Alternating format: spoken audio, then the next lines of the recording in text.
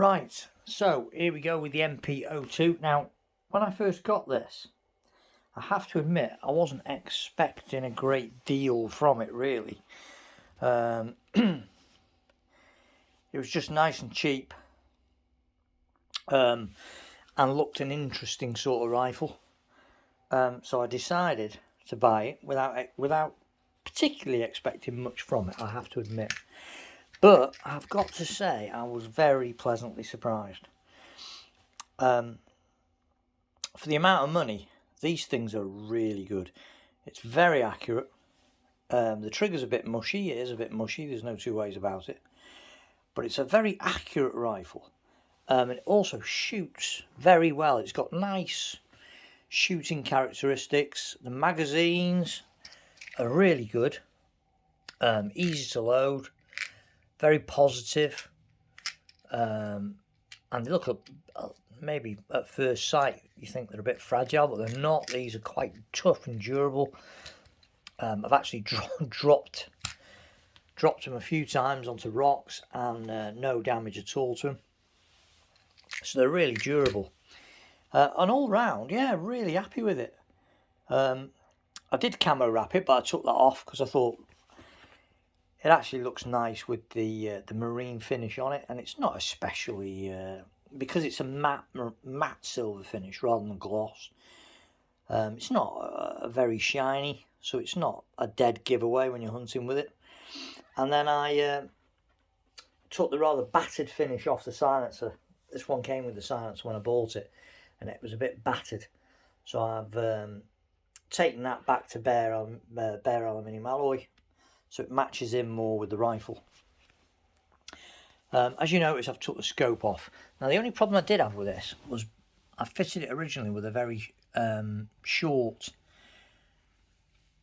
VVTI scope, which is a great scope, one of my favourites. It's really compact, really nice. But the trouble is, because it's got quite short eye relief as well, and it's a short scope, this has got quite a long reach of pull because of the cylinder. So it's probably about 1.5 inches, possibly even 2 inches longer reach of pull than most air rifles. So what that meant was when I put the shorter eye relief and short scope anyway, I found it struggled to get the right eye relief with it. So I had to mount one of the mounts virtually hanging off the back of the rifle, and that's not ideal. So I was going to order some reach back mounts for it, and I might still get some, so that it brings the scope back a bit further and compensates for the eye relief. But I've recently had a change of scopes on all my rifles. I've had a bit of a move around, and I've got a new scope, or maybe even a couple of new scopes coming. So I'm going to hang fire with the stepped back mounts, because I might be getting a longer scope. If you've got a long scope, something like the marksman scope that I've currently got on my Red Wolf, one of them's not going to be a problem. You'll be able to mount that as per normal, and because it's a long scope anyway, with a fair bit of room either side of the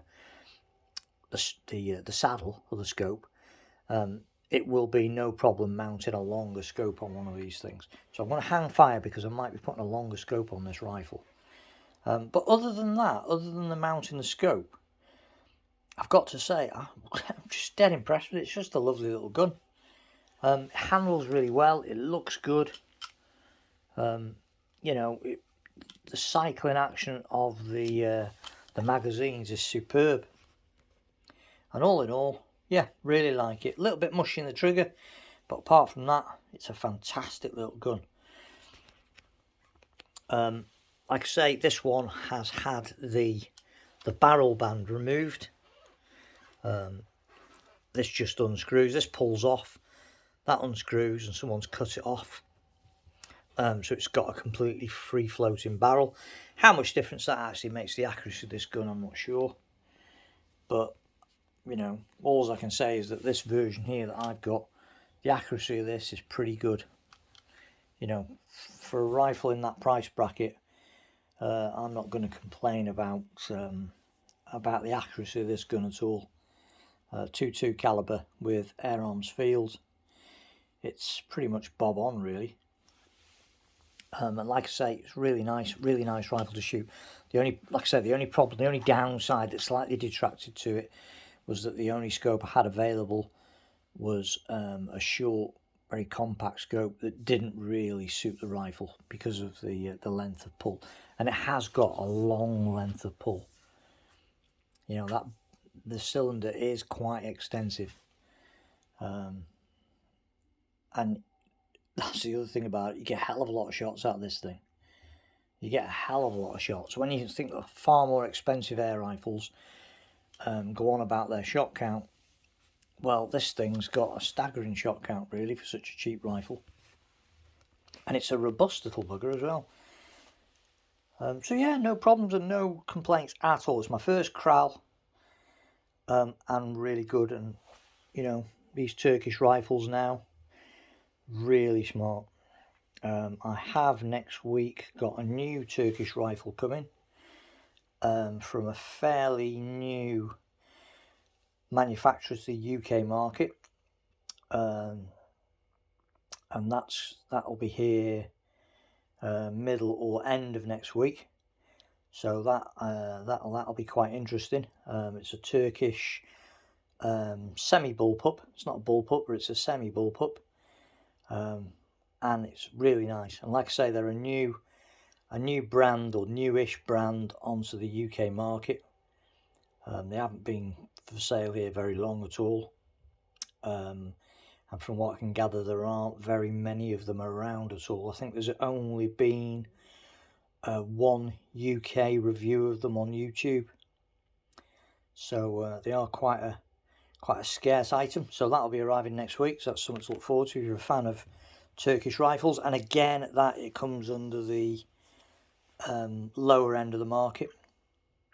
So it's it's an entry level PCP, semi bullpup, and from what I've seen of it, it looks really nice. So yeah, so these Turkish rifles now, entry level rifles, really start to take off, and fair dues. Are quite durable, quite accurate. They're not very particularly refined, perhaps, but you know, for the money, they're not bad at all. So keep your eye open for that one. That'll be here next week, and there'll be a review of that up, and then hopefully by then I will have got a longer scope on this as well. So then I can really start making the most of this rifle then. Because like I say, that short scope just didn't suit it. I think if you've got one of these, if you're intending to fit a short eye relief, either a short eye relief scope or just plain old a more compact scope, like the Discovery VVTIs, I think, or some of the UTGs, you're going to need laid back mounts. You really are, because it could do with that scope rail coming back down to here, really, at least another inch onto that scope rail to compensate for this very long reach length of pull. So thanks for watching, and don't forget to keep your eye out for the new rifle that arrives next week, and for some new scopes as well, hopefully. And then maybe in another possibly 3 or 4 weeks time, something really, really, really special. Can't see any more on that really, but it is something that I am really looking forward to getting my hands on, and it is really special. So thanks for watching.